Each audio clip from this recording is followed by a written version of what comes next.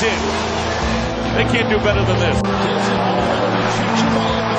his third block here in this first half. The single covered by Landry. Ariza dropped down. Kobe.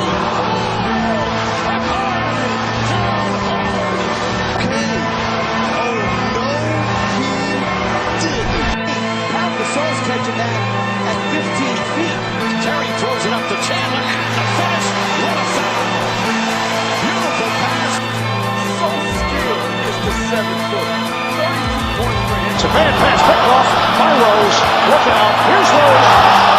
There it goes. Putting a shoe on here at Madison Square Garden.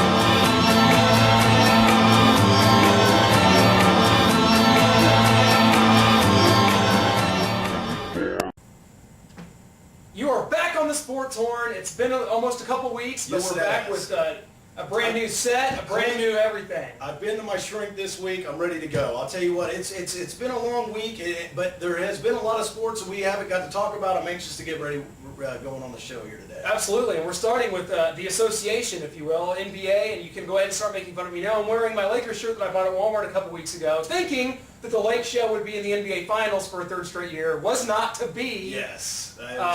The Dallas Mavericks sweep the Los Angeles Lakers in 4 games. It blew my mind, to be honest with you. Now, recent news, Dwight Howard going to the Lakers. Now that, my friend, could get them back to where they need to be, and I think they needed to make a drastic move like that. Do you see Phil Jackson maybe leading the I think team? Phil Jackson's going to be done, and I think that his health is going to be a reason why. Does he want to sit around and put up with the likes of these Andrew Bynums and players like that aren't giving their all, that are causing horrible... Yeah. Scotty! Yeah. You don't have that no more. So to me, you're right. To rectify this situation, they need to go after Dwight Howard. You need to package him a deal with Andrew Bynum, Pau Gasol, and/or Lamar Odom. Two of those three, and that will rectify the situation of this meltdown that happened. So. Otherwise, Bryant still has something left in the tank. Oh, he's got to. He's going to be around a long time, just like Jordan was. I feel. So getting into the NBA playoffs and the teams that are still around, though. Clint, yes. I mean, the other night, we got to see Memphis, we got to see OKC. How do you feel? I mean, how do you feel the series are going right now? Well, I think the Memphis-Oklahoma City series is the most exciting one. Game 5 is actually taking place last night. As we're filming the show, we'll have to see how that comes out. But that is an exciting series. Memphis showing they can win on the road as an 8 seed. These guys are amazing. And I love what Randolph's doing. I love the Gasol, the Memphis Gasol. But when you're Oklahoma City, Kevin Durant and Westbrook, those guys are going to carry him. And I think Oklahoma City, this is their series. Well, you saw him in Game 4 the way he was able. Yeah. I mean, and that game went to triple overtime. Yeah, exactly. I mean, it was exciting stuff, though. Really exciting series. No doubt about it. Of course, you got Chicago. Derrick Rose single-handedly leading his team.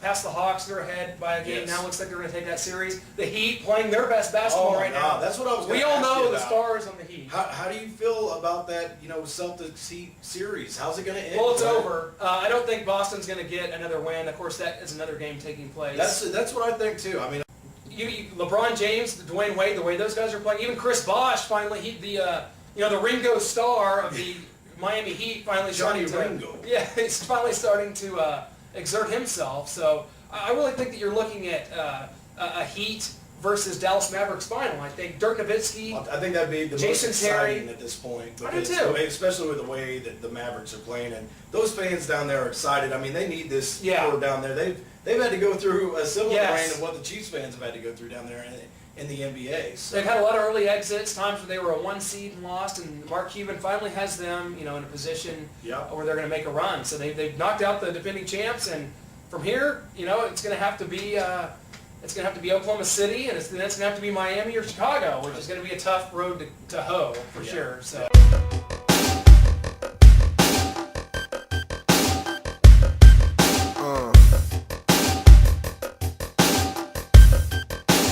Slapping your teeth, boy. Okay, Chris, moving on from that, we're talking fight game. Ooh. We had a big fight over the weekend. Absolutely. Well, here's one that maybe didn't come out so well. We had, of course, Pacquiao Mosley this past weekend. Could not get Pacquiao Mayweather, so they give us this. Mosley did not want to be there. He didn't care. He just took no risk. He admitted as much. Pacquiao dominated it. My question to you is this, and we like UFC. We talk a lot of UFC, but when it comes to boxing, is this why the sport is in so much trouble because they cannot deliver the main fights? Yes. UFC is doing so. Is that what's happening? My answer is 100% yes. I mean, Look at what goes on with boxing. You know, these guys promote these fights, and it's so big, and everybody's so ready. They fill an arena, and it's just like a nothing game. It goes to a decision. Pacquiao's the biggest boxer out there, and you know he's a featherweight, yeah. a lightweight. I mean, all I'm trying. I mean, I know he's won titles in several divisions, but what I'm getting at is, you know, boxing is so boring. That is the only way I can say it. Now, good boxing, where they're actually throwing punches, like back in the day when Ali Frazier were going at it, or you know, Riddick Bowe and Evander Holyfield, when it's going back and forth and you know they're getting after each other, it's great. But anymore, they build these fights up so much, and there's just nothing. There is, I leave like a bad UFC card. And so what does that tell you about the UFC? They put the best of the best against each other. Doesn't mean you're always going to get the best product. It's not professional wrestling. There's no show involved. Right, It's a fight. At least so you know. At least you're they right. put them against each other. And I think another reason is the decline of the heavyweight division in general, because even when we were kids, we could not wait to see Mike Tyson Oh fight. my God. We couldn't wait You to see know. Holyfield, and you even had Lennox Lewis. Name me one Mike Tyson in the heavyweight division in boxing right now. And don't say the Klitschko's because they look nothing like Mike Tyson. And I don't mean because they're white or tall, but they're white and tall, and Mike Tyson was our size, knocking guys out. I don't know what else. I'm going to tweet this video to Mayweather. Mayweather, you do not want to fight Pacquiao No, you're or scared. Chris Arai. You're scared. Or Chris Arai. Yeah.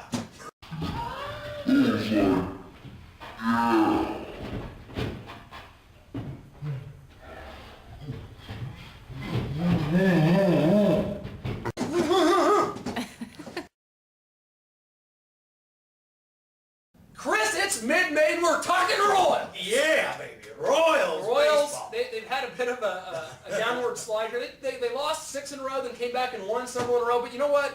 The main item of note here that we're talking about is the Cleveland Indians actually have the best record in baseball Yes. from our division, 23-11. Very impressive. The Royals have finally made the commitment to call up some of the younger talent, which, by the way, you called at the very beginning of the year. The fans are excited about Eric Hosmer, and they should be. Does this put the Royals... Yes, I mean, we started out hot, you know, and I thought before we hit that cold streak, let's get these guys, get one of them up here now.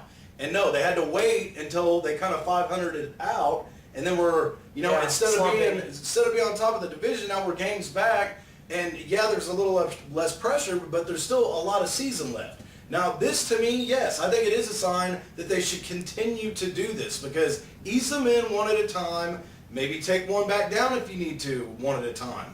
But get these guys the major league experience they need. I'll tell you what, Hosmer was like a rock star that night. Absolutely. We heard him when he came to the plate. And nobody even, you know, and he came out, he got 2 walks that night. I know that seems kind of like, well, 2 walks pretty lame, and it is, but in a baseball sense, that's pretty big for a guy coming out at, you know, that's the only charitable thing you have. You know, and so I see good things coming from Hosmer. I hope Moustakas is next.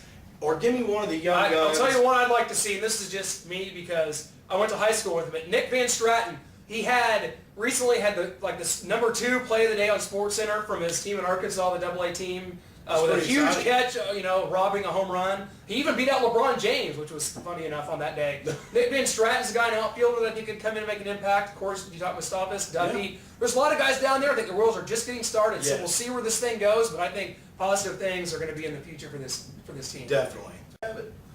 Don't forget, our party is May 21st, next Saturday. Saturday. A week away. Folks, it's going to be great. We're going to be out there raising money for charity. We told you all about it. You know about it. You've seen our posters all over town. I mean, right now the main item that we will be auctioning off that night is an autographed Priest Holmes jersey, the greatest running back in Kansas City Chiefs history. You want that on your wall. If you got a man cave, you want that Priest Holmes jersey. Your money's going to go to charity because that's how we roll. Yes, the Alzheimer's Foundation, right there. Mandy Westendorf, she's on top of that right now. That's who we'll be giving the money to.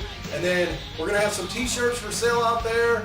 Come out. Let's get a good look at that. Yeah, just have a quick little look. Is that a small? We're going to be Hi.